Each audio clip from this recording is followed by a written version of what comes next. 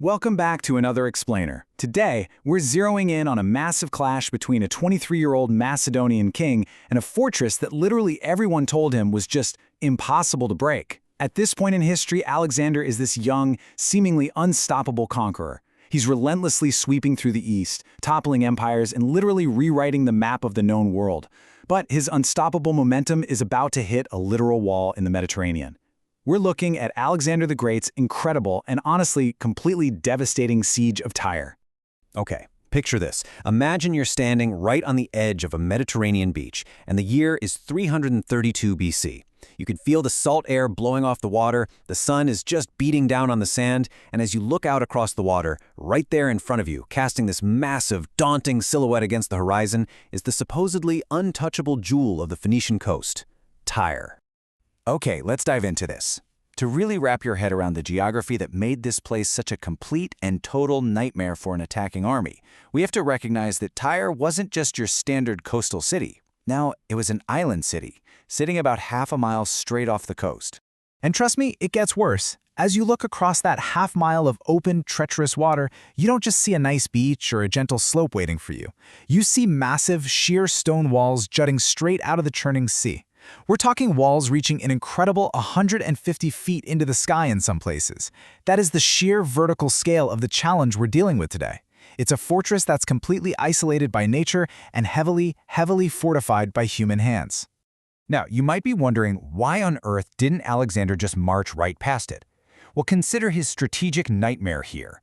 Alexander had this incredibly powerful, virtually undefeated land army, right? But the Persian Empire had a world-class navy, and Tyre was their absolute most vital base of operations.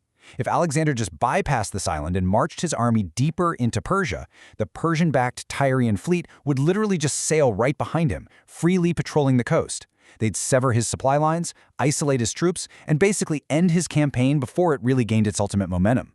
So retreating wasn't an option, and ignoring it, that was a death sentence. He absolutely had to take it. Part 1. The Untouchable Island City. You see, Tyre wasn't just geographically tough. It had a legendary reputation.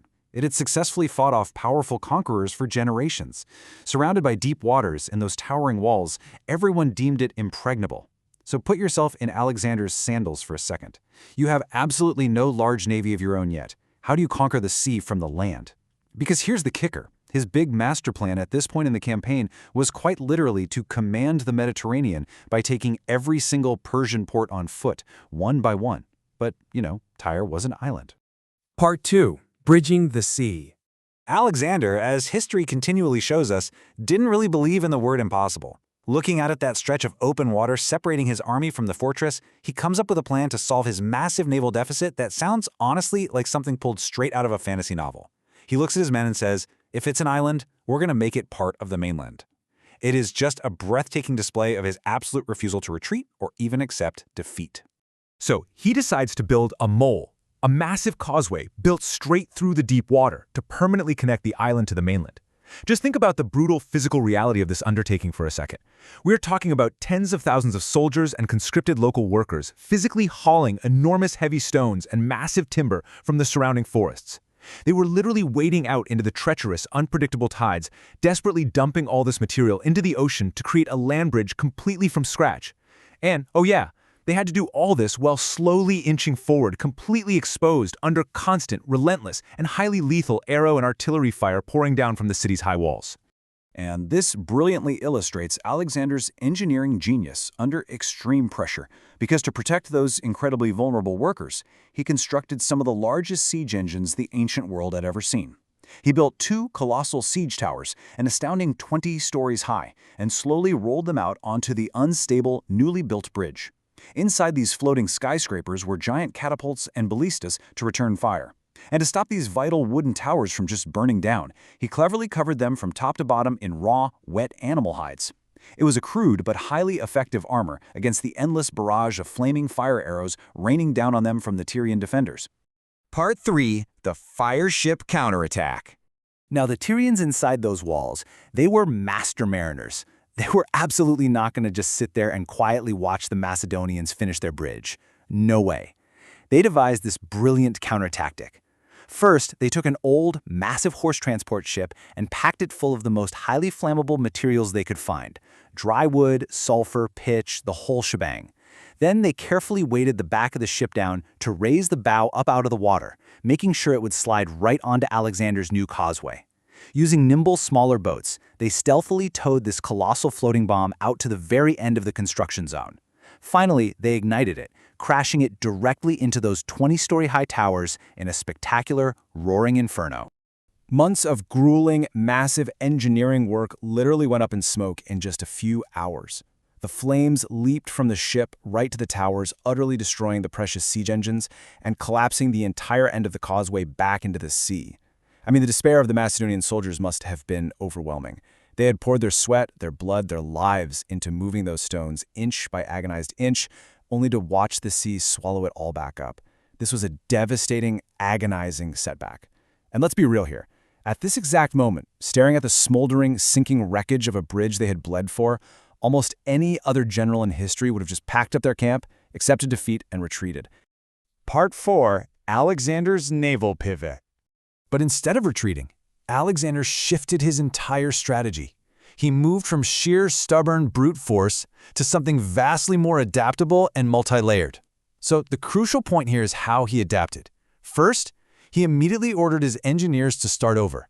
But this time, he told them to make the causeway even wider, angling it differently to resist the ocean currents. He completely doubled down on the engineering.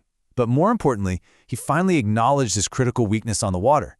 He literally left the construction site, went out, and managed to negotiate, gather, and command a massive fleet from rival Phoenician cities like Sidon and from the island of Cyprus. He completely flipped the script. By simultaneously rebuilding his bridge and miraculously solving his navy deficit, he was finally able to establish a complete, inescapable naval blockade surrounding the island fortress from all sides. Part 5. Breach and brutal aftermath. This monumental siege required unparalleled levels of sheer exhaustion and persistence. Just look at the timeline.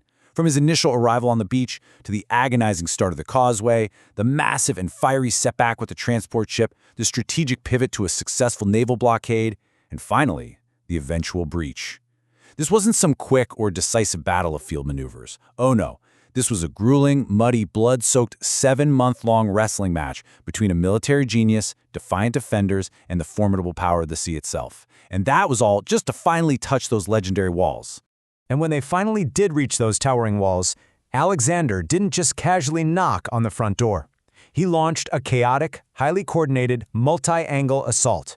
His brand-new, massive fleet rammed the outer seawalls from all different angles out on the water, heavily distracting the defenders and stretching their forces super thin. Simultaneously, his newly constructed siege engines ruthlessly battered the main gates from the solid footing of the new, wider causeway. Eventually, all this overwhelming, unrelenting pressure cracked the fortress's legendary armor, and a small, violent breach was made in the southern wall. And Alexander, being the kind of commander who always led from the very front of the line, was literally one of the first soldiers to pour through that perilous gap and right over the wall.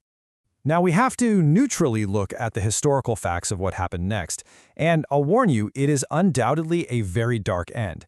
Because the Tyrians had fiercely resisted for so long, costing Alexander immense amounts of time and the lives of thousands of his men, historical records note he entered what is described as a blood rage.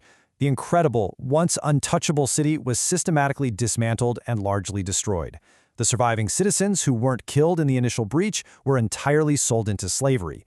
It was a vicious, starkly brutal aftermath to a brilliant tactical victory. A victory that ultimately served its strategic purpose, sure. It ended Persian naval power in the Mediterranean forever and perfectly secured his rear flank. Alexander undoubtedly proved a profound point to the rest of the ancient world.